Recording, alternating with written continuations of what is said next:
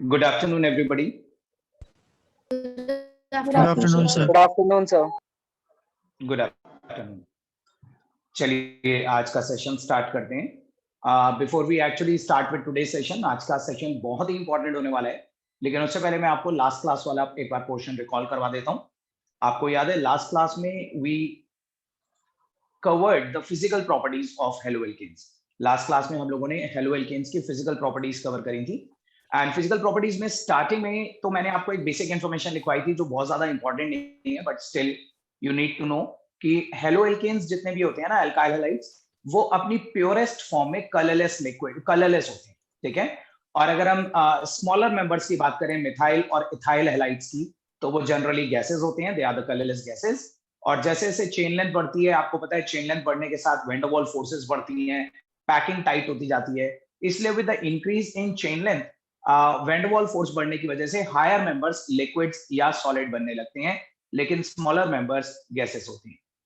Boiling points में हम लोगों ने ये डिस्कस करा था कि हेलो एल्केन्स के जो बॉइलिंग पॉइंट्स होते हैं वो mainly van der Waals force dependent होते हैं. ठीक है. बिकॉज हेलो एल्केन में देखो, ये तो फैक्ट है कि हेलो एल्केन में जो आर एक्स बॉन्ड होता है वो पोलर होता है, लेकिन सिर्फ एक कार्बन हैलोजन बॉन्ड पोलर होगा, पीछे की जो पूरी चेन है वो नॉन पोलर होगी. इसलिए ओवरऑल इसमें van der Waals force dominate करती है. और van der Waals force increase with the increase in surface area. Van der Waals force surface area के साथ इंक्रीज होती है. तो आपको बस ये याद रखना है कि अगर हम सेम हैलोजन के साथ डिफरेंट चेन लेंथ कंसिडर करें, मान लीजिए क्लोरीन लगा हुआ है अलग अलग चेन लेंथ, तो with the increase in chain length इनका बॉइलिंग पॉइंट बढ़ेगा. ठीक है. और दूसरा ये भी याद रखिएगा कि अगर हम सेम चेन लेंथ में अलग अलग हैलोजेंस कंसिडर करें, एक बार fluoride, chloride, bromide and iodide, तो आयोडाइड्स का बॉइलिंग पॉइंट हाईएस्ट होगा, क्योंकि आयोडीन का साइज भी बड़ा होता है और ऊपर से मोलर मास भी ज्यादा होता है. Van der Waals force size और मोलर मास दोनों पे डिपेंड करती है. इन जनरल अगर आपसे पूछा जाए कि हेलो एल्केन्स का बॉइलिंग पॉइंट हाई होता है या लो होता है, तो आप इन जनरल उन्हें उनके पेरेंट हाइड्रोकार्बन से कंपेयर करते हैं. अगर मैं इथाइल हैलाइड का बॉइलिंग पॉइंट पूछ रहा हूं तो आप इथेन से कंपेयर करेंगे. प्रोपाइल हैलाइड का बॉइलिंग पॉइंट प्रोपेन से कंपेयर होगा एंड सो ऑन. ठीक है. तो ये याद रखिएगा, किसी भी अल्काइल हैलाइड का बॉइलिंग पॉइंट अपने पेरेंट एल्केन के कंपैरिजन में हायर होता है, क्योंकि parent alkane completely non polar होते हैं, उनमें तो totally van der Waals forces होती हैं. लेकिन अल्काइल हैलाइड्स में स्लाइटली पोलर नेचर होती है because of the charge separation between the C X bond. तो ये तो बॉइलिंग पॉइंट्स के बारे में मैंने आपको बताया था. सॉल्युबिलिटी का कॉन्सेप्ट और भी इंपॉर्टेंट है. सॉल्युबिलिटी में आप लोगों ने ये पढ़ा है कि लाइक डिसॉल्व्स लाइक का कॉन्सेप्ट फॉलो होता है. अल्काइल हैलाइड्स पोलर मॉलिक्यूल्स होते हैं, इनमें चार्ज सेपरेशन होता है, और हम एक्सपेक्ट करते हैं कि वाटर के साथ डायपोल डायपोल इंटरेक्शन बना लेंगे. वाटर भी पोलर है, so they are expected to be soluble in water. Alkyl halides are expected to be soluble in water. लेकिन देखा यह गया है कि alkyl halides are just very slightly soluble in water, very sparingly soluble in water. और उसका reason ये होता है कि अल्काइल हैलाइड को अगर वाटर में डिसॉल्व होना है तो पहले आपको वाटर वाटर इंटरेक्शन ब्रेक करने पड़ेंगे. इधर अल्काइल हैलाइड इंटरेक्शन भी ब्रेक करने पड़ेंगे. मतलब ए बी इंटरेक्शन बनाने से पहले आपको ए इंटरेक्शन भी ब्रेक करने पड़ते हैं और बी इंटरेक्शन भी ब्रेक करने पड़ते हैं. अब ये जो इंटरेक्शन है ना, क्योंकि स्पेशली वाटर वाटर के इंटरेक्शन, वाटर वाटर के साथ बहुत ही स्ट्रॉन्ग हाइड्रोजन बॉन्ड्स बना रहा है, और उन स्ट्रॉन्गर हाइड्रोजन बॉन्ड्स को ब्रेक करने के लिए एक एनर्जी की जरूरत पड़े. वो एनर्जी हमें बाहर से देना अलाउड नहीं, क्योंकि अगर आप बाहर से हीट करके डिसॉल्व करोगे तो बहुत सारी इनसॉल्युबल चीजें भी डिसॉल्व हो जाती हैं गर्म करके. गर्म करके डिसॉल्व करना इज नॉट कॉल्ड सॉल्युबिलिटी, वो तो एक फोर्सफुल डिसोल्यूशन हो गई. जब बिना गर्म करे रूम टेम्परेचर पे ही कोई चीज डिसॉल्व हो जाए तभी हम उसे सॉल्युबल कंसिडर करते हैं. So alkyl halide at room temperature water के अंदर सॉल्युबल नहीं हो पाते अच्छी तरह, क्योंकि at room temperature water water के हाइड्रोजन बॉन्ड्स को ब्रेक होने के लिए जो एनर्जी चाहिए वो अल्काइल हैलाइड और वाटर के बीच में बनने वाले नए इंटरेक्शन से रिलीज नहीं हो पाती. अल्काइल हैलाइड और water interactions are going to be weaker, उनमें डायपोल डायपोल बनने वाला है, जबकि वाटर ऑलरेडी वाटर के साथ हाइड्रोजन बॉन्ड बना रहा है. सो आपको मेन कॉन्सेप्ट ये याद रखना है कि alkyl halides are actually insoluble in water because the energy released during alkyl halide water interaction is not sufficient to break the water water interaction. तो ये मैंने आपको फिजिकल प्रॉपर्टीज में समझाया था लास्ट क्लास में. बताइए यहां तक कि कॉन्सेप्ट में किसी को कोई डाउट तो नहीं है? सबको सब कुछ समझ में आ गया? Yes, sir. Yes, sir. चलिए, दैट्स गुड. देखिए, बिफोर वी स्टार्ट, एक सेकंड रुक जाइए, मैं आप लोगों को बता दूं कि मैं आप लोगों की आज अटेंडेंस लूंगा रैंडमली कम से कम 2-3 बार, और अटेंडेंस में आपको कुछ नहीं करना, यहाँ पे जो पार्टिसिपेंट्स की लिस्ट है मैं उसकी फोटो खींच लूंगा। अभी तो मुझे लगता है कि सारे स्टूडेंट्स ने लॉग इन करा है, अभी भी एक स्टूडेंट एब्सेंट है या 2 स्टूडेंट्स एब्सेंट हैं, बट आप लोग जो लॉग्ड इन हैं वो एंड तक लॉग्ड इन रहिएगा, क्योंकि एंड में भी मैं अटेंडेंस लूंगा। आप लोगों के मेरे इतने स्ट्रिक्ट होने के बाद, मेरे लास्ट क्लास में मैसेज भेजने के बाद आज इतनी अटेंडेंस हुई है, बट इतने स्टूडेंट्स हर क्लास में होते नहीं है। आपको हर क्लास में लॉग इन करना है सिंसियरली, स्पेशली भूमि, अंशिका, आप लोग बहुत इरेगुलर रहते हो, you have to be regular in this classes. चलिए let's start with today session. देखिए आज जो हम स्टार्ट करने जा रहे हैं ना, वो अभी तो आपको बहुत सिंपल लगेगा, शुरू के जो रिएक्शंस हैं they are going to be really simple, बहुत इजी है, लेकिन ये इस पूरे चैप्टर का सबसे इंपॉर्टेंट पोर्शन है। ना सिर्फ इस चैप्टर के पॉइंट ऑफ व्यू से, आपके बोर्ड के एग्जामिनेशन के पॉइंट ऑफ व्यू से, बल्कि एक कॉम्पिटिटिव पॉइंट ऑफ व्यू से भी this is going to be an extremely important portion, इसलिए बहुत ध्यान से फोकस के साथ समझिएगा। आप लोगों ने हेडिंग डाली थी केमिकल प्रॉपर्टीज ऑफ एल्कोहल्स या नहीं? Yes, sir. Yes, sir. Yes, sir. Yes, sir. So today we are going to start with the chemical properties. अच्छा मुझे ये बताइए, एक बहुत सिंपल सा क्वेश्चन पूछ रहा हूं मैं आपसे, अ वेरी सिंपल थिंग, कि केमिकल प्रॉपर्टीज का मतलब क्या होता है? जब हम हेडिंग डाल रहे हैं केमिकल प्रॉपर्टीज ऑफ एल्कोहल्स, तो व्हाट डू यू अंडरस्टैंड, हमें इसमें क्या पढ़ना है? कोई बता सकता है? सर ये दूसरे आइटम्स के साथ कैसे रिएक्ट करता है? हाँ, मतलब ये अलग अलग रिएजेंट्स के साथ कैसे रिएक्ट करते हैं, ठीक है? या अगर हमें इन अल्काइल हैलाइड्स को किसी दूसरी चीज में कन्वर्ट करना है, इन अल्काइल हैलाइड से फर्दर कि कोई रिएक्शन करना है, तो इनकी केमिकल रिएक्टिविटी कैसे होती है, किस तरह के रिएक्शंस ये अंडरगो करते हैं, किस तरह के रिएजेंट्स के साथ ये रिएक्ट करते हैं, स्लो रिएक्ट करते हैं या फास्ट रिएक्ट करते हैं, हमें इनकी नेचर देखनी है, ठीक है? देखो ऑर्गेनिक में बहुत सारे, आपको पता है कि मेन तो 3 कैटेगरीज होती हैं ऑर्गेनिक रिएक्शंस की, एक होते हैं सब्स्टिट्यूशन रिएक्शन, एक होते हैं एलिमिनेशन रिएक्शन, और एक होते हैं addition. Everybody know this, 3 categories होती हैं, सब्स्टिट्यूशन, एडिशन एंड एलिमिनेशन। लेकिन सब्स्टिट्यूशन भी 2 टाइप की होती है, न्यूक्लियोफिलिक सब्स्टिट्यूशन, इलेक्ट्रोफिलिक सब्स्टिट्यूशन। इसी तरह से एडिशन भी 2 टाइप की होती है, न्यूक्लियोफिलिक एडिशन, इलेक्ट्रोफिलिक एडिशन। तो बहुत सारी सब कैटेगरीज होती हैं, there are lots of categories of reactions organic chemistry में, और जितने भी मैं फंक्शनल ग्रुप्स आपको करवाऊंगा डिफरेंट चैप्टर्स में, हर फंक्शनल ग्रुप के लिए आपको उनकी कैटेगरी ऑफ रिएक्शन जरूर याद रखना। You need to learn that कि कौन से रिएक्शंस ये अंडरगो करते हैं, ठीक है? सो अल्काइल हैलाइड्स के बारे में मैं आपको बता दूं, ध्यान से सुनना। These are alkyl halides, partial negative and partial positive. आपको पता है अल्काइल हैलाइड्स में कार्बन हैलोजन बॉन्ड जो होता है, कार्बन हैलोजन बॉन्ड ये पोलर होता है, इसमें चार्ज सेपरेशन होता है, हैलोजन पे पार्शियल नेगेटिव और आर पे पार्शियल पॉजिटिव। और ये याद रखिएगा, अल्काइल हैलाइड्स के बारे में ये कहा जाता है कि alkyl halides are considered as the synthetic tools in the hands of organic chemist. आप इस लाइन पे ध्यान दीजिए, इसे लिखने की जरूरत नहीं है, सिर्फ सुनिएगा। Synthetic tools in the hands of organic chemist। क्या मतलब है इसका? अल्काइल हैलाइड्स इतने ज्यादा रिएक्टिव मॉलिक्यूल्स होते हैं, they are so highly reactive that starting from these alkyl halide you can synthesize almost every other organic compound। आप इससे स्टार्ट करते हुए कोई भी दूसरा फंक्शनल ग्रुप बना सकते हो। आपको साइनाइड बनाना है तो आप इससे बना सकते हो, आइसोसाइनाइड बना सकते हो, नाइट्रो कंपाउंड्स बना सकते हो, ईथर, अल्कोहल, एस्टर, बहुत कुछ आप इनसे बना सकते हो। ये याद रखिएगा, इन अल्काइल हैलाइड से आप बहुत सारी चीजें बना सकते हो। You can synthesize almost every majority, बहुत सारे, ऑलमोस्ट एवरी ऑर्गेनिक कंपाउंड्स आप इनसे बना सकते हो। और क्योंकि इनसे स्टार्ट करते हुए हम कुछ भी बना सकते हैं, so that's why we call them as the synthetic tools in the hands of organic chemist. इस बात से ये भी पता चल रहा है कि बहुत सारे रिएक्शंस आप पढ़ने वाले हैं, इसकी ये इतने ज्यादा हाईली रिएक्टिव हैं कि बहुत सारी कैटेगरीज ऑफ रिएक्शंस होती हैं, और डिफरेंट काइंड ऑफ रिएक्शंस मैं आपको इसके अंदर पढ़ाऊंगा, ठीक है? सो अल्काइल हैलाइड्स के बारे में याद रखिएगा, alkyl halides are polar molecules and they are so reactive molecules that they can be synthesized, they can be used to synthesize a majority of organic compounds। समझ रहे हैं आप? इस लाइन का मतलब समझ में आया आप लोगों को? Yes, sir. Yes, sir. Yes, sir. Synthetic tools in the hands of organic chemists. एक बार फिर बताइए ऋषभ त्यागी, इन्हें सिंथेटिक टूल्स क्यों बोलते हैं?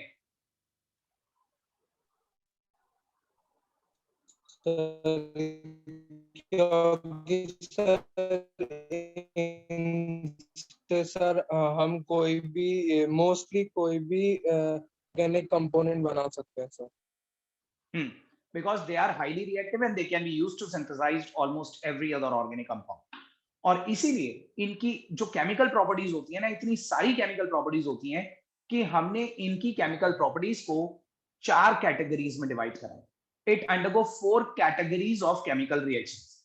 वो 4 कैटेगरीज मैं हेडिंग डलवा रहा हूं, अभी आपको लिखवा रहा हूं, और उनमें से एक एक कैटेगरी को हम एक एक करके डिस्कस करें. लिखिए इसके अंदर केमिकल प्रॉपर्टीज के अंदर एक स्टेटमेंट मेंशन करिए सब लोग. Alkyl halides.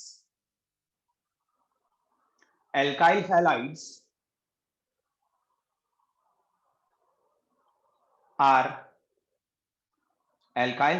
are polar molecules. Alkyl halides are polar molecules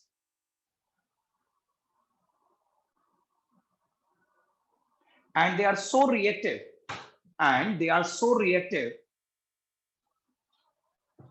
they are so reactive that they can be used to synthesize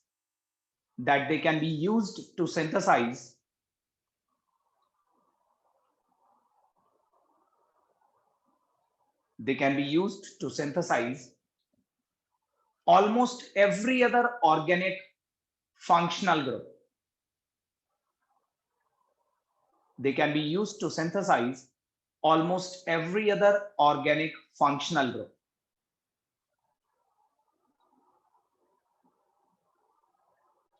Synthesize के बाद क्या था? They can be used to synthesize almost every other organic functional group. Almost every other organic functional group. Thus they are also known as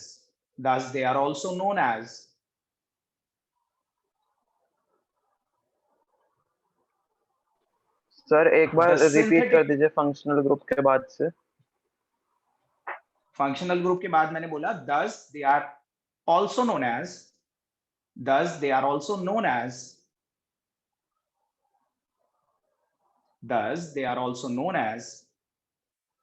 the synthetic tools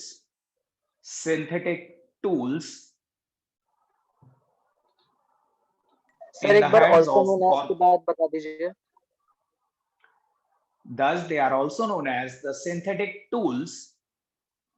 They are also known as the synthetic tools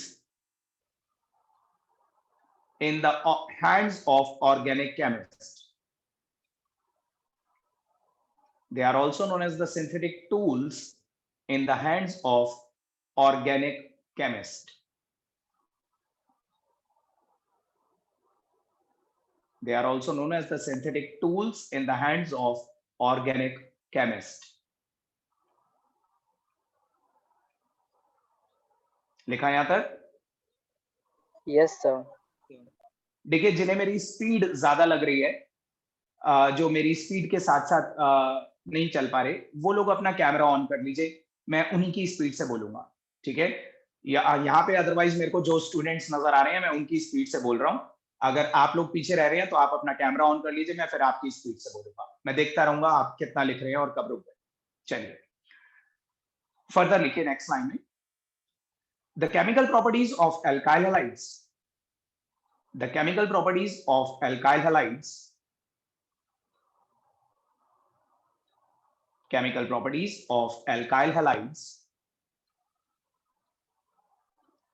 are categorized into 4 types. Chemical properties of alkyl halides are categorized into 4 types. 4 types.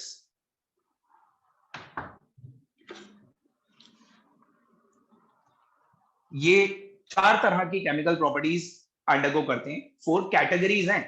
ऐसा नहीं है कि 4 reactions हैं, reaction तो बहुत सारे हैं, 4 categories हैं, हर कैटेगरी में बहुत बहुत सारे रिएक्शंस आएंगे, ठीक है। सो वो 4 कैटेगरी के नाम लिखिए। The first category is the most important category, जो बहुत वास्ट होने वाली है, वो है nucleophilic substitution reactions.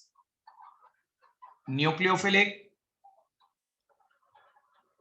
substitution reaction,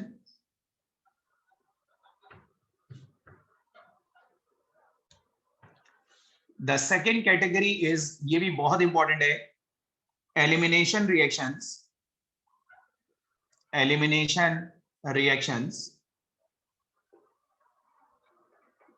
The third category is a reaction with active metals, reaction with active metals, this is active metals. And the fourth category is reduction reaction.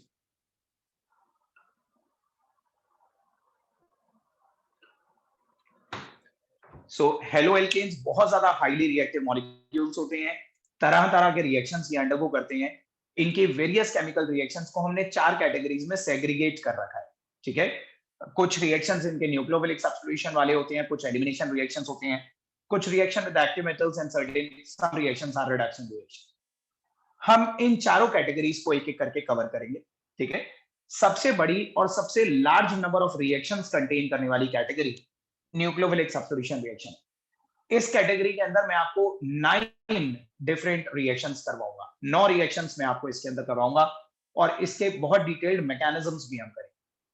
तो सबसे पहली हेडिंग आप यही डाल लीजिए, nucleophilic substitution reaction, the most important category, nucleophilic substitution reactions.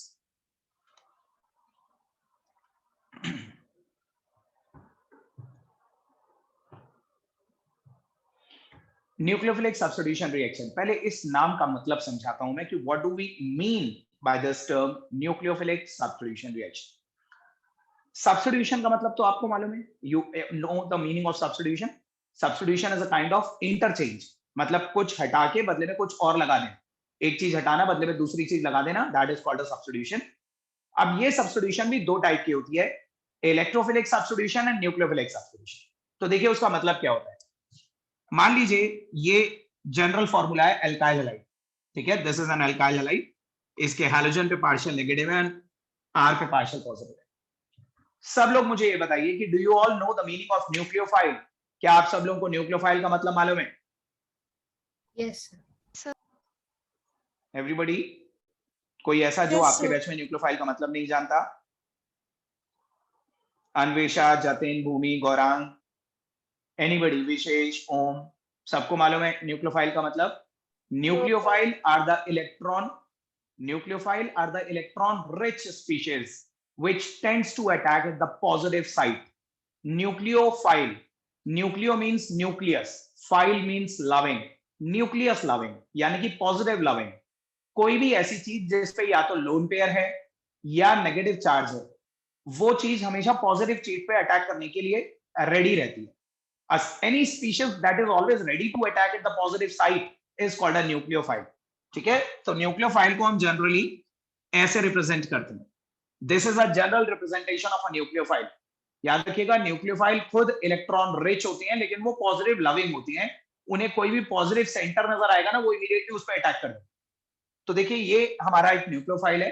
तो हम ये कह रहे हैं कि इस टाइप के रिएक्शंस में क्या होगा, बोर्ड पे देखो सब लोग, इस टाइप के रिएक्शंस में क्या होगा कि कोई भी न्यूक्लियोफाइल जब आएगा ना हमारे इसके पास, आरएक्स के पास, तो ये अपने नेगेटिव चार्ज के थ्रू आर पे अटैक कर देगा, because R contain a partial positive, ये एक पॉजिटिव साइट है और न्यूक्लियोफाइल पॉजिटिव लविंग है। तो कोई भी नेगेटिव स्पीशीज आर पे अटैक करेगी, और जैसे ही न्यूक्लियोफाइल आर पे अटैक करेगा तो आर की एक वैलेंसी ज्यादा हो जाएगी, तो आर बदले में एक्स को बाहर निकाल, ठीक है, हैलोजन को रिप्लेस कर देगा, वो न्यूक्लियोफाइल लग जाएगा। तो ये बन जाएगा R N U plus X negative. अब आप लोग मुझे बताइए, इस रिएक्शन में एनयू नेगेटिव आया और बदले में एक्स नेगेटिव निकलकर चला गया। सब लोग देखकर बताओ, क्या ये एक्स नेगेटिव भी एक न्यूक्लियोफाइल है? Yes sir. Yes sir. तो एक न्यूक्लियोफाइल है, क्योंकि इस पर भी नेगेटिव चार्ज आ रहा है। लेकिन एक न्यूक्लियोफाइल ने दूसरे न्यूक्लियोफाइल को सब्स्टिट्यूट कर दिया, इसका मतलब ये हुआ कि जिसने अटैक करा वो ज्यादा स्ट्रॉन्गर न्यूक्लियोफाइल था और जो निकल गया वो एक वीकर न्यूक्लियोफाइल रहा होगा। एक स्ट्रॉन्गर चीज ही तो एक वीकर चीज को रिप्लेस करेगी, ठीक है। सो न्यूक्लियोफाइल, ये एक स्ट्रॉन्गर न्यूक्लियोफाइल है। और हैलोजेंस जो होते हैं ना, जितने भी हैलोजेंस होते हैं, they are very weak nucleophiles, बहुत वीकर न्यूक्लियोफाइल्स होते हैं। और याद रखिएगा, वीक न्यूक्लियोफाइल को एक नाम और दिया जाता है। ये जो न्यूक्लियोफाइल यहां से निकलकर चला गया ना, इस वीकर न्यूक्लियोफाइल को गुड लीविंग ग्रुप भी कहा जाता है। They are known as the good leaving groups, good leaving groups,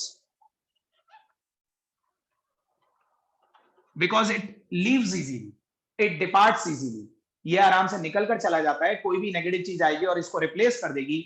so that's why ऐसे हैलोजन को गुड लिविंग ग्रुप कहा जाता है। तो ये मैंने एक जनरल पैटर्न बताया। अभी मैं इसके अंदर केमिकल रिएक्शन से स्टार्ट करवाऊंगा आपको। पहले तो मैं आपको मतलब समझा रहा था, what is the meaning of a nucleophilic substitution reaction. तो याद रखिएगा, during any nucleophilic substitution reaction, a stronger nucleophile will replace the weaker nucleophile. एक स्ट्रॉन्गर न्यूक्लियोफाइल एक वीकर न्यूक्लियोफाइल को सब्स्टिट्यूट कर देगा। तो आप लोगों ने जो हेडिंग डाली हुई है ना, न्यूक्लियोफिलिक सब्स्टिट्यूशन रिएक्शन, उसके अंडर जनरल मैकेनिज्म हेडिंग डाल के ये नोट कर लीजिए। This is a general mechanism of a nucleophilic substitution reaction. General mechanism.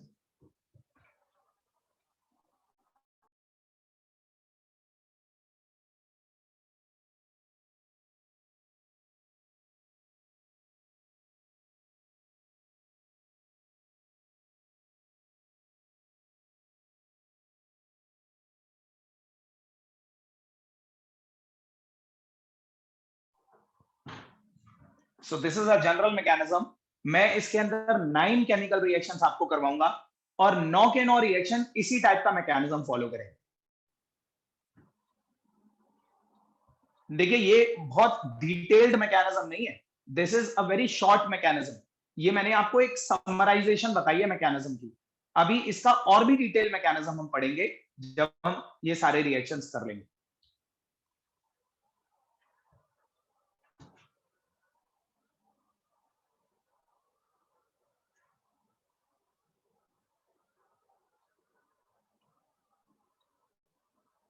Sir. Yes Kartik. Sir, ये गुड लिविंग ग्रुप क्या है? Good living group is a weaker nucleophile. देखो, ये X यहां से निकल कर चला गया ना, तो क्योंकि ये आराम से निकल गया, इसका बॉन्ड आराम से टूट गया, so that's why we are saying it is a very good living group. ये आराम से लीव कर चला जाता है जब कोई न्यूक्लियोफाइल आएगा, तो जो निकल जाता है उसे हम गुड लिविंग ग्रुप कहते हैं।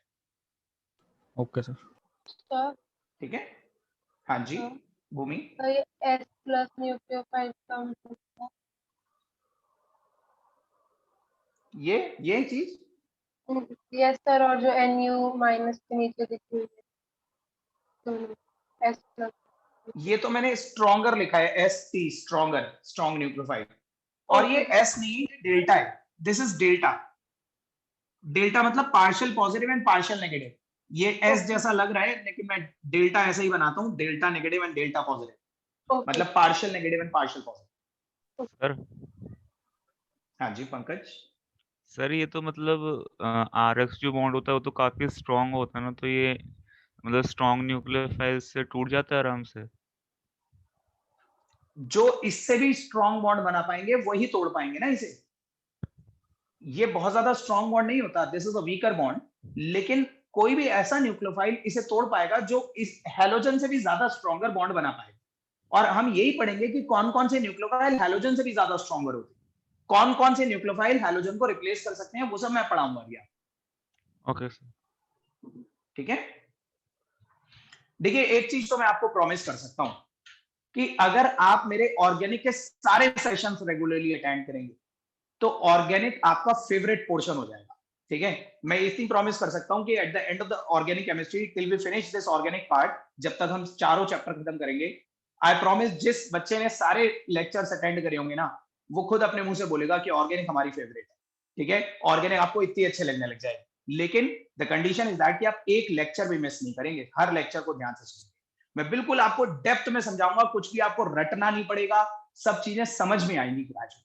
और जब रटना नहीं पड़ेगा ना, समझ में आएगा, तो आपको अपने आप इंटरेस्ट आएगा। ठीक है, फिजिकल और इनऑर्गेनिक से तो अच्छी है, सर फिजिकल और अच्छा। इनऑर्गेनिक से अच्छी है। नहीं अच्छी है ना, अभी और अच्छी लगेगी।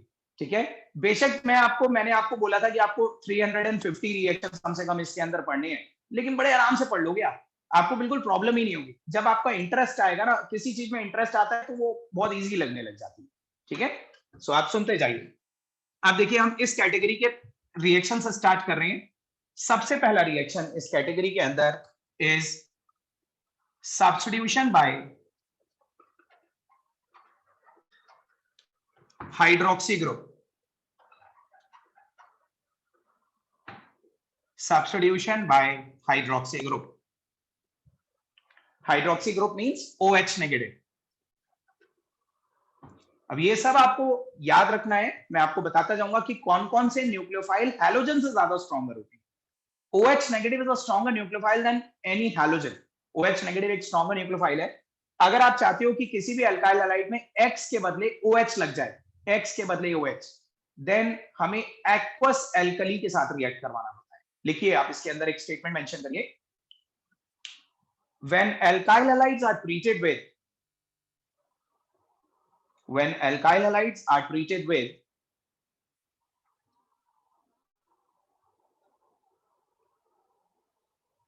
any aqueous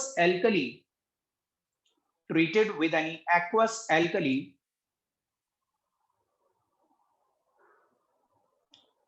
then alcohols are obtained.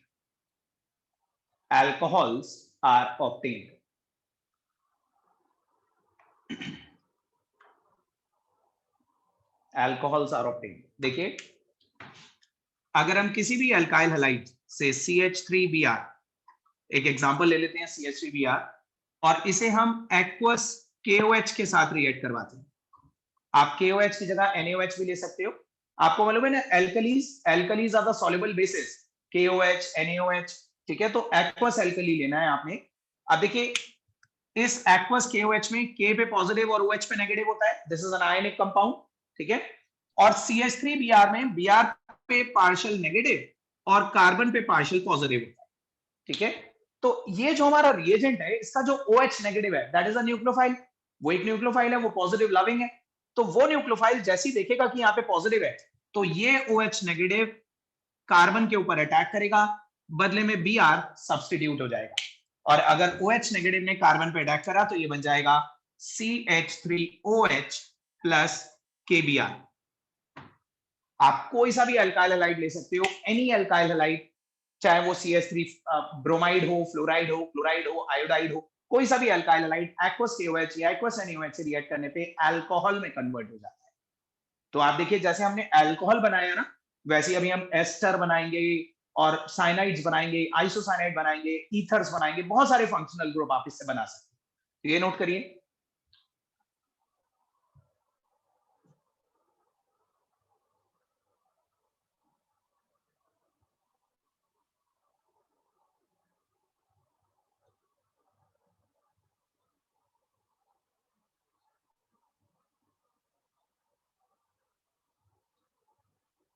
Sir ये फर्स्ट रिएक्शन हो गई मतलब?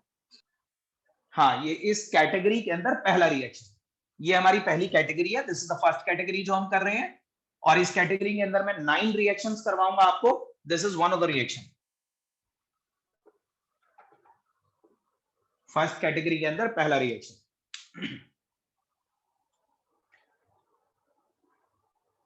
Now the second reaction is substitution by alkoxy group.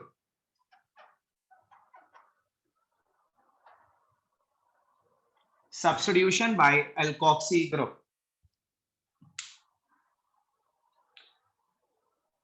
Substitution by alkoxy group is a name reaction. ये एक नेम रिएक्शन है। नेम रिएक्शंस वो होते हैं जो किसी साइंटिस्ट के नाम पे रखे गए होते हैं।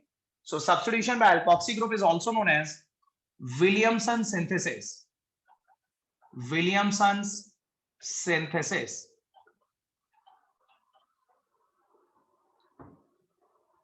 Substitution by alkoxy group को Williamson synthesis भी कहा जाता है।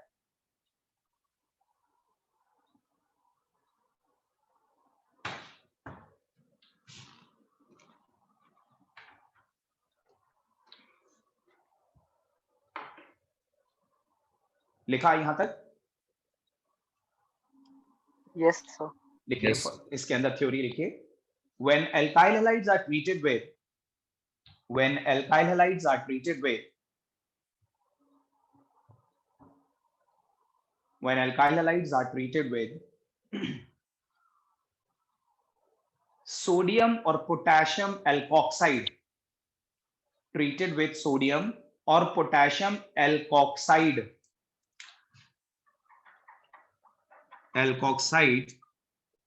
sodium or potassium alkoxide, then ethers are obtained. Ethers are obtained.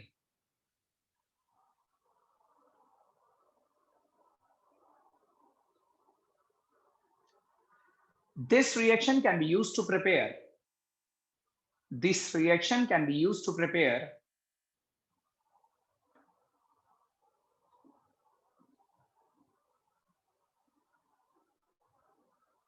This reaction can be used to prepare both symmetrical as well as unsymmetrical ethers. Both symmetrical as well as unsymmetrical ethers.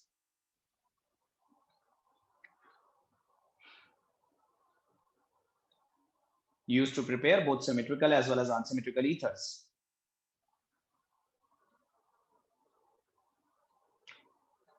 देखिए, पहले मैं आपको ना general reaction दिखा रहा हूं, उसके बाद मैं आपको उसका एग्जांपल दूंगा। आप ध्यान से देखिएगा। First you see a general reaction की मतलब क्या है इसका। एल्कोक्सी ग्रुप कहते किसे हैं वो समझिए पहले।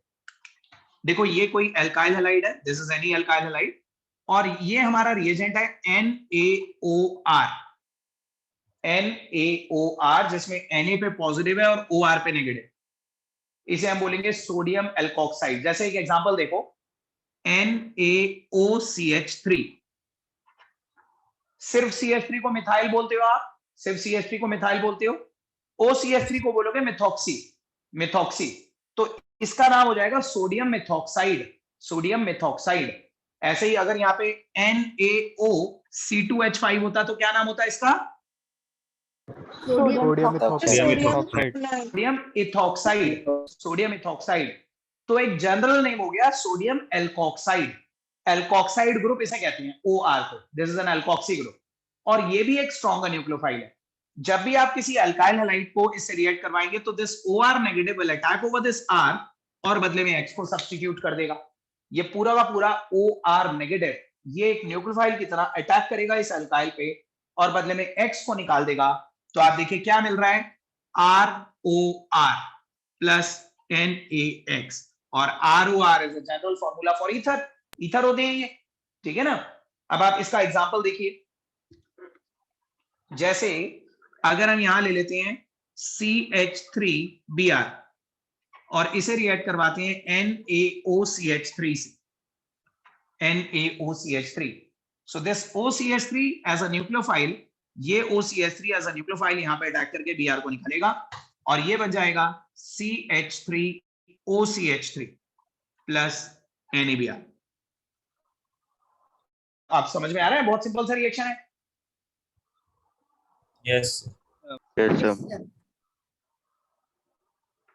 बताइए, is it a symmetrical ether और नॉन सिमेट्रिकल ईथर? ये क्या है, सिमेट्रिकल और unsymmetrical? Symmetrical ether. This is a symmetrical ether and this is called methoxymethane. कोई इसका कॉमन नेम बता सकता है मेथॉक्सीमीथेन के अलावा? Can anybody tell me the common name?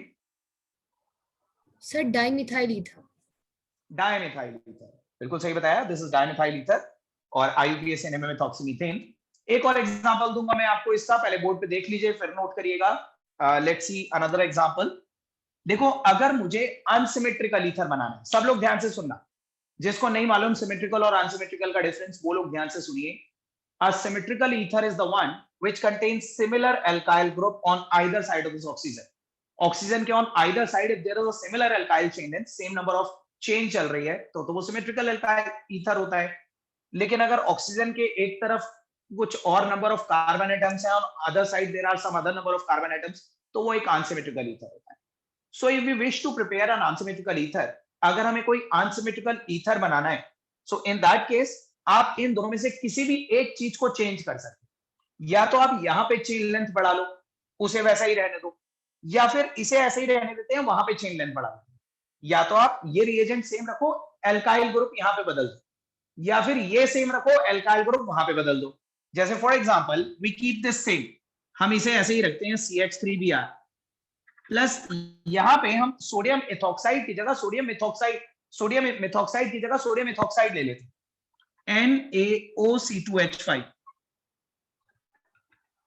सो आप देखिए अब की बार ये ethoxy group as a nucleophile यहाँ पे अटैक करके Br को निकालेगा, और अब की बार बताइए कौन सा ईथर बनेगा?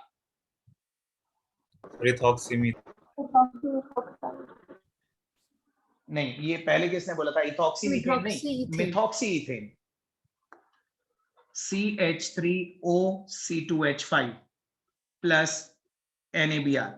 So this is an unsymmetrical ether, इसे बोलेंगे methoxy ethane. So this is Williamson synthesis. समझ में आया? बहुत सिंपल रिएक्शन है, विलियमसन सिंथेसिस। नोट करिए ये सब।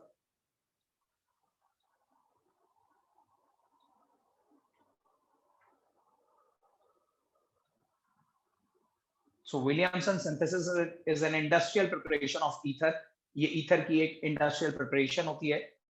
इसे अगले चैप्टर अल्कोहल, फिनॉल और ईथर में दोबारा से रिपीट करवाया जाएगा आपको।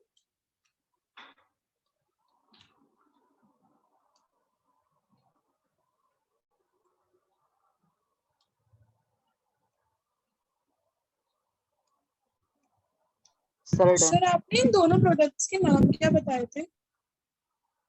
देखिए दिस इज मिथॉक्सी मीथेन, इसमें दोनों तरफ मिथाइल लगा हुआ है अंशिका।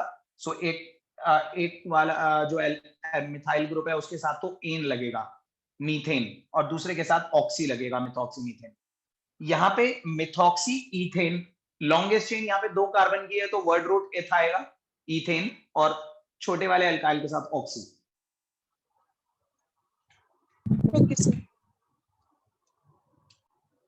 आशीष का कॉमन नेम क्या होगा?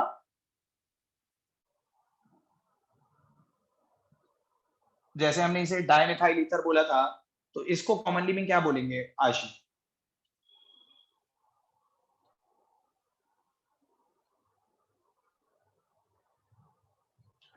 आशी, गौरांग,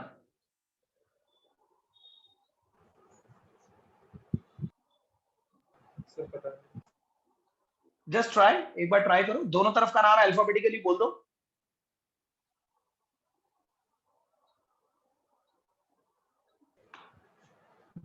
श्रुति, sir methyl ethyl ether, ethyl methyl ether, ethyl methyl ether, ठीक है। कॉमन नेम में we can say it ethyl methyl ether. IUPAC name में हो जाएगा methoxy ethane. So this was the second chemical property, substitution by alkoxy group. Now we move on to the third chemical property, substitution by carboxy group. Substitution by carboxy group.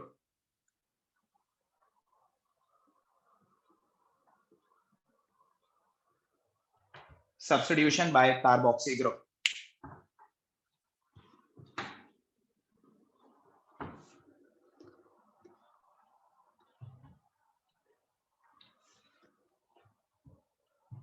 लिखे इसमें, when alkyl halides are treated with when alkyl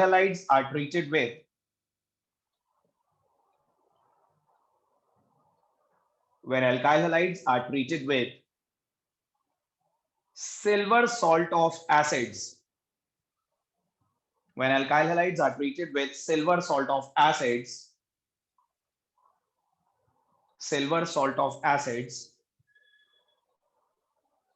then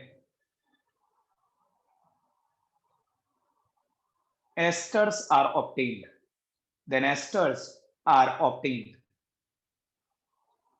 When alkyl halides are treated with silver salt of acids, then esters are obtained. देखिएगा पहले, किसी भी alkyl halide को से C2H5Br, this is ethyl bromide, note नहीं करना, पहले देखिएगा बोर्ड। ये बताइए ये क्या चीज है? CH3COOH, ये क्या चीज है? कार्बन। क्या? Sir methanoic acid. ये है इथेनॉइक एसिड। दो कार्बन है ना, इथेनॉइक एसिड या एसिटिक एसिड, ठीक है। अगर हम इस इथेनॉइक एसिड में से ये वाला H हटा के सिल्वर लगा दें, H हटा देते हैं और सिल्वर लगा देते हैं, तो ये हो जाएगा। आपको इसका नाम बता सकते हैं क्या हो जाएगा इसका नाम? मैंने H हटा के Ag लगा दिया, बताओ क्या नाम हो गया इसका? Silver acetate. सिल्वर एसीटेट या सिल्वर इथेनोएट। सिल्वर इथेनोएट, क्योंकि ये इथेनॉइक एसिड था ना, इथेनॉइक एसिड में से H हट गया तो सिल्वर इथेनोएट बन गया, ठीक है। तो इसे हम सिल्वर सॉल्ट ऑफ एसिड बोलते हैं। ये एसिड्स के सिल्वर सॉल्ट बन गए, सही है। This is silver ethanoate, silver ethanoate. तो ये हमारा रिएजेंट होगा। इस सिल्वर इथेनोएट पे O पे नेगेटिव है और Ag पे पॉजिटिव। सो ये जो पूरा इथेनोएट ग्रुप है ना, this whole ethanoate group, this being a stronger nucleophile will attack over this alkyl group और सब्स्टिट्यूट कर देगा ये Br को, और इसका फाइनल प्रोडक्ट मैं नीचे बना देता हूं यहाँ पे। इसका जो प्रोडक्ट होगा, ध्यान से देखिए, यहां से स्टार्ट कर रहे हैं सब लोग, बोर्ड पे ध्यान से देखिए। We are starting from this end, CH3COO, C2H5, इस O के आगे C2H5 लग जाएगा। So this will become CH3COO, C2H5 plus the side product is AgBr। तो ये एस्टर बन गया ना, एवरीबॉडी नोट करिए, एस्टर बनाना। Yes sir. चलिए देखते हैं इस एस्टर का नाम कौन बताएगा। कौन बताएगा मुझे एस्टर का नाम? क्योंकि मैंने अक्सर देखा है एस्टर्स की नेमिंग में आप लोगों को डाउट होता है।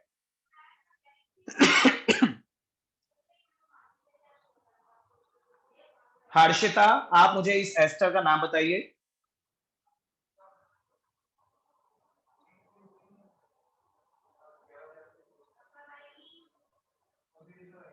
हर्षिता, जतिन, इथाइल इथेनोएट, बिल्कुल सही बताया आपने। This is ethyl ethanoate. Everybody understood this? Ethyl ethanoate सब लोगों को समझ में आ गया? Ethyl ethanoate. Yes sir. So substitution by carboxy group, ये एक कार्बोक्सी ग्रुप है।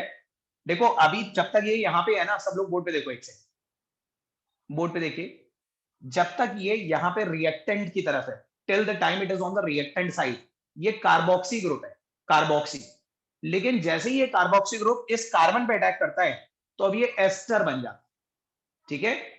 ये यहाँ पे कार्बोक्सिलिक ग्रुप था, H हटा के आपने कार्बोक्सिलिक एसिड में से H हटाया था, so this was a carboxy group. When this carboxy group attacks over the carbon, तो ये कार्बोक्सिलेट बन गया, एस्टर बन गया। सो ये थी हमारी तीसरी chemical property, substitution by carboxy group.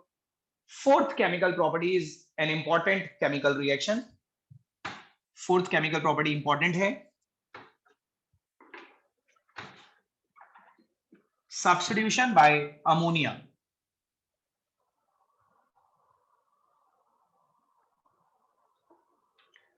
Substitution by ammonia is again a name reaction.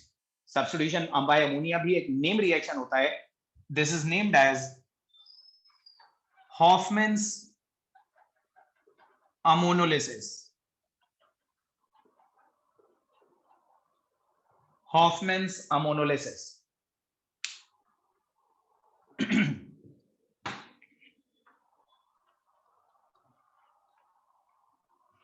Substitution by ammonia, Hoffman's ammonolysis is a name reaction. Sir, ammonolysis. Ammonolysis. Oh, sorry, ammonolysis. मैंने गलत लिख दिया. Ammonolysis.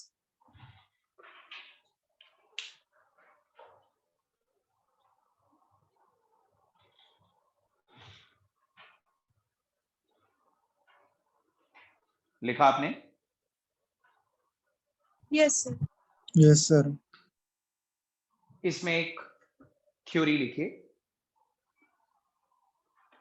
when alkyl halides are treated with ammonia, when alkyl halides are treated with ammonia, alkyl halides are treated with ammonia,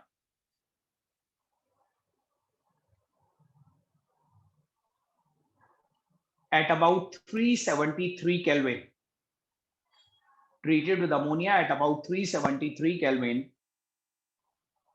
in a sealed tube, in a sealed tube,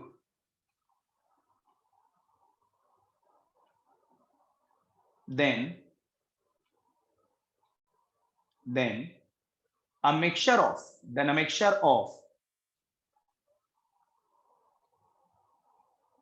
primary, secondary, tertiary,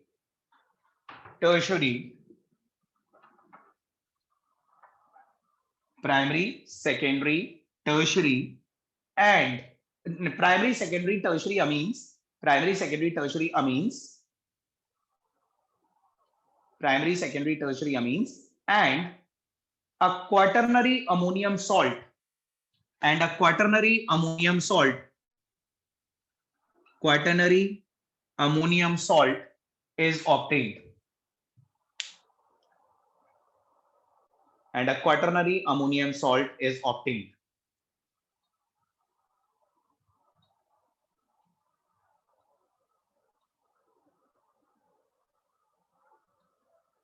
एक बार मैं फिर repeat कर रहा हूं, check कर लीजिए कुछ miss तो नहीं हुआ. When alkyl halides are treated with ammonia, when alkyl halides are treated with ammonia at about 373 Kelvin in a sealed tube, at about 373 Kelvin in a sealed tube, then a mixture of primary, secondary, tertiary amines along with and a quaternary ammonium salt is obtained. Then a mixture of primary, secondary, tertiary amines and a quaternary ammonium salt is obtained. देखो क्या reaction है ये, ध्यान से देखिएगा, note मत करना इस रिएक्शन को अभी, पहले सिर्फ देखिएगा. देखो कोई भी अल्काइल हैलाइड ले लेते हैं, let us take CH3Br and इसे अमोनिया के साथ रिएक्ट करवाते हैं. अब देखो अमोनिया ये होती है NH3, nitrogen contains a lone pair, लेकिन मैं आपको समझाने के लिए इसे ऐसे लिख रहा हूं, NH2H और नाइट्रोजन पे lone pair. We can write it as this, ठीक है ना, ये अमोनिया ही है, आपको समझाने के लिए मैंने ऐसे लिखा है. अब इसमें ये सिर्फ NH2 ग्रुप जो है ना, सिर्फ NH2, पूरा NH3 नहीं, NH2 एज अ न्यूक्लियोफाइल, ये वाला NH2 group as a nucleophile अपने लोन पेयर के थ्रू यहां पे अटैक करके Br को निकालेगा. और अगर इस NH2 ने एक लोन पेयर के थ्रू यहां पे अटैक करके Br को सब्स्टिट्यूट करा तो ये बन जाएगा CH3NH2 प्लस HBr. नोट मत करना जब तक मैं नहीं कह रहा हूं. बताइए पहला स्टेप ध्यान से देखिए और समझ में आया कि नहीं? Yes sir. अमोनिया में NH2 ग्रुप ने एल्काइल ग्रुप पे अटैक करा और Br को सब्स्टिट्यूट कर दिया, वो निकलने वाला Br H के साथ HBr बना लेता है. और आप बता सकते हैं इस अमीन को देखिए कि is it a primary, secondary, tertiary, कौन सी कैटेगरी का अमीन है ये? Primary. This is a primary amine, ये एक प्राइमरी अमीन है. अमीन्स में क्या होता है कि नाइट्रोजन अगर एक कार्बन से जुड़ा हुआ है तो प्राइमरी अमीन होता है, अगर नाइट्रोजन दो कार्बन से अटैच्ड हो जाएगा तो वो सेकेंडरी हो जाएगा. अभी देखते जाइए.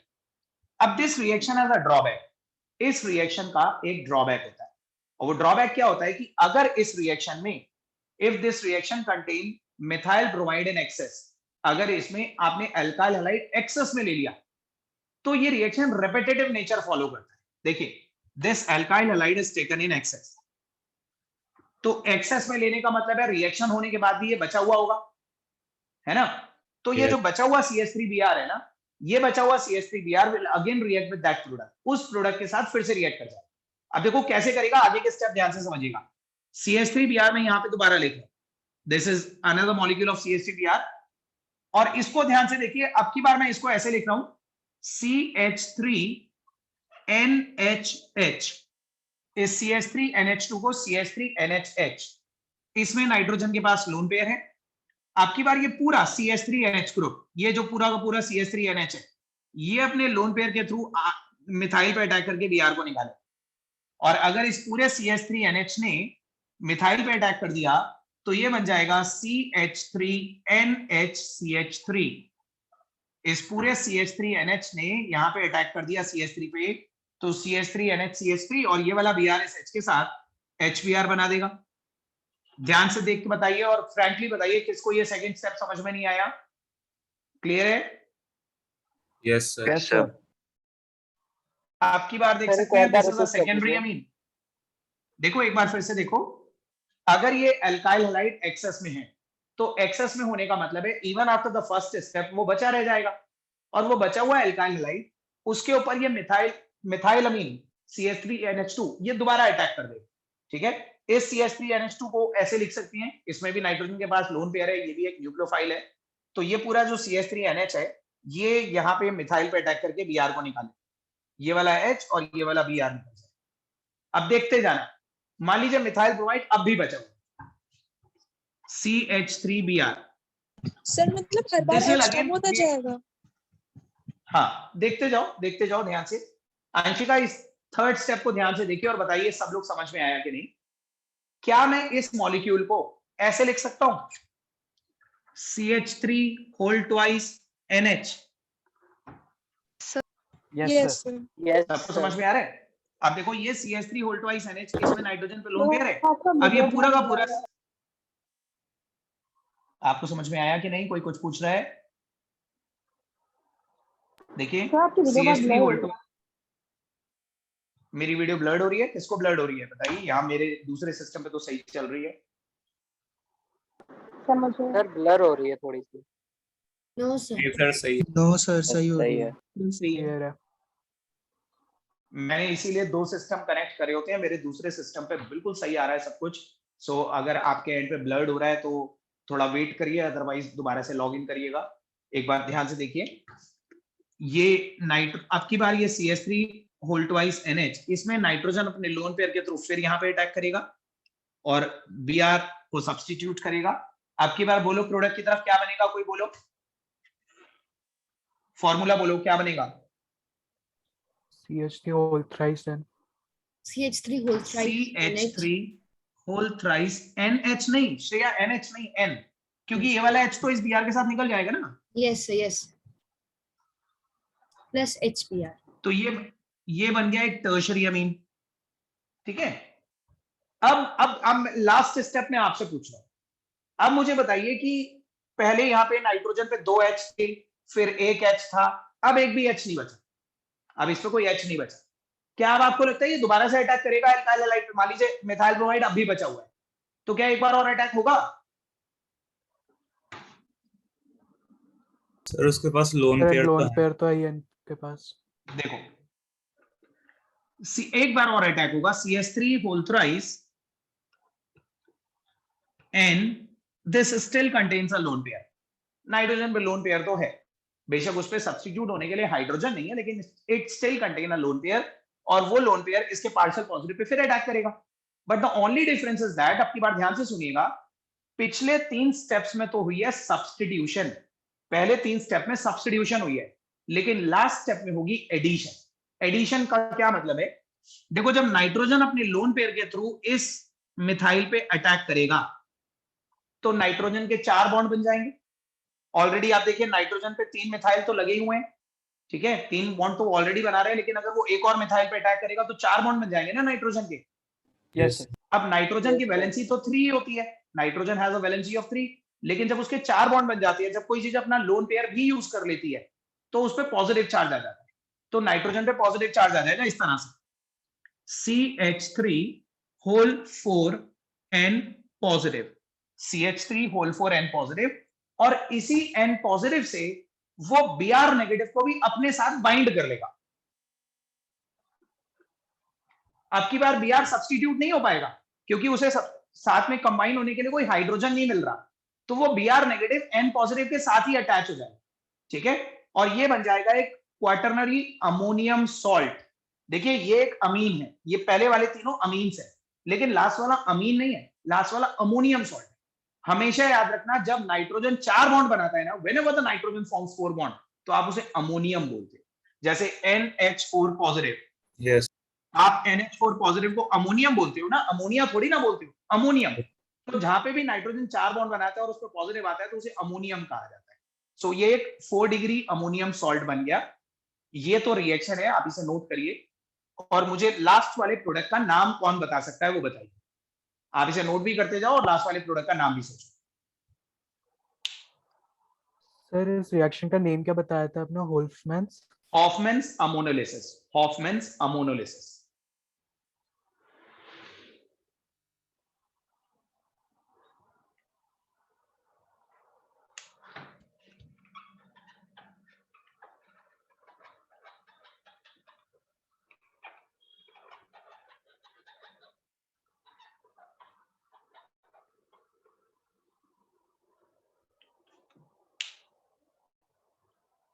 कोई भी लॉग आउट मत कर दीजिएगा, मैं वरना आपकी अटेंडेंस एब्सेंट लग जाएगी। प्रगत आप बताएंगे नाम? Sir tetramethyl ammonium bromide. Ananya आप बताइए। तो एन-ब्रोमोब्यूटेन।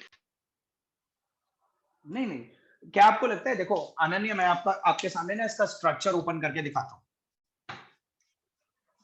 इसका स्ट्रक्चर ना अनन्या ऐसे है, नाइट्रोजन पे एक मिथाइल यहां लगा हुआ है, एक मिथाइल यहां लगा हुआ है, एक मिथाइल यहां लगा हुआ है और एक मिथाइल यहां लगा हुआ है। और नाइट्रोजन पे पॉजिटिव चार्ज है, उसी पॉजिटिव से उसने Br नेगेटिव को बाइंड करा हुआ है। तो क्या आपको लगता है अनन्या 4 कार्बन की चेन है जो हम इसे ब्यूटेन बोलेंगे? देखो प्रगत ने बिल्कुल सही नाम बताया था। NH4Br का नाम बताना अनन्या, NH4Br का।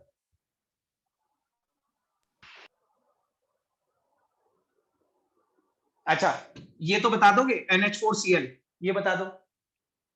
Ammonium chloride. तो अब मैंने Br लगा दिया, बताओ। अमोनियम ब्रोमाइड है ना, अमोनियम ब्रोमाइड में से मैंने चारों H हटा के 4 मिथाइल लगा दिए, तो ये हो गया टेट्रामिथाइल अमोनियम ब्रोमाइड।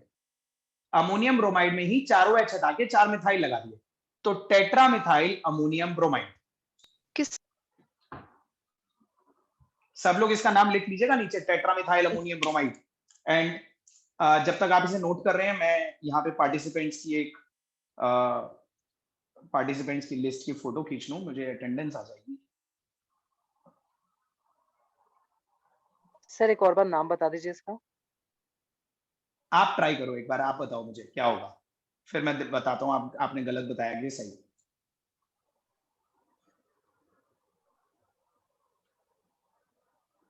ट्राई करो, किसने पूछा था? सर यशदीप। हाँ यशदीप, एक बार ट्राई तो करो। Sir टेट्रामिथाइल ammonium, टेट्रामिथाइल ammonium bromide, टेट्रामिथाइल ammonium bromide. बताइए सब लोगों को ये रिएक्शन समझ में आया? सर लास्ट स्टेप का मैकेनिज्म फिर से बता दीजिए। लास्ट स्टेप में एक्चुअली एडिशन हुई है। देखिए मैं लास्ट स्टेप यहां पे लिख देता हूं ऊपर।